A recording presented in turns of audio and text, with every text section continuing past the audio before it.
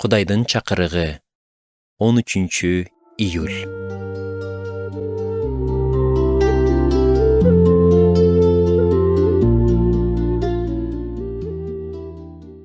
Сиз үчүн кимге жок деп айтуу эң кыйын.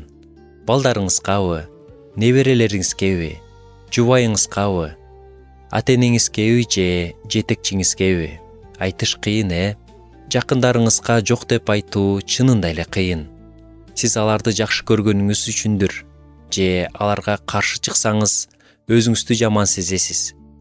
Же өзүңүздү алардын алдында милдеттүү сезесиз. Ошондуктан көп учурда жок деп айта албайсыз. Бирок менин тажрыйбам боюнча эң эле кыйыны өзүңө жок деп айтуу. Ыйык жазууда Ыйсанын шакирттерине айткан эң белгилүү сөздөрүнүн бири бар. Ким менин артымдан ээрчигиси келсе, өзүнөн баш тартсын. Бул аяттын жарымы гана.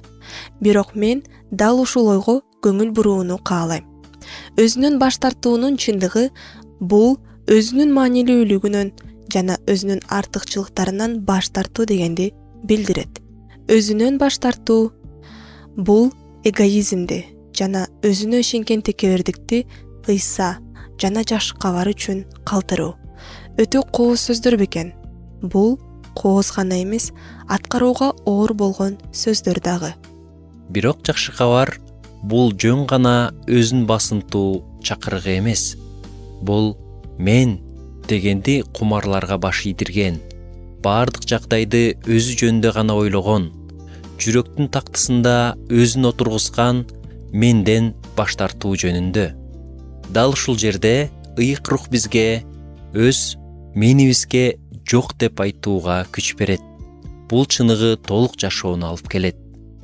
Ыйса Машаяктын жолунда жүрүү, бул күнүндүк жашоодо күнүгө өзүңөн баш тартуу жана моюн сунуу жолу. Айкаш жыгачта Ыйса өзүн биз үчүн, мен үчүн жана бүт дүйнө үчүн курмандыкка берди. Жана ар бир күн бизге бул чындыкты эстеп, ыраазычылык менен анын артынан ээрчүүгө көптөгөн мүмкүнчүлүктөрдү берет.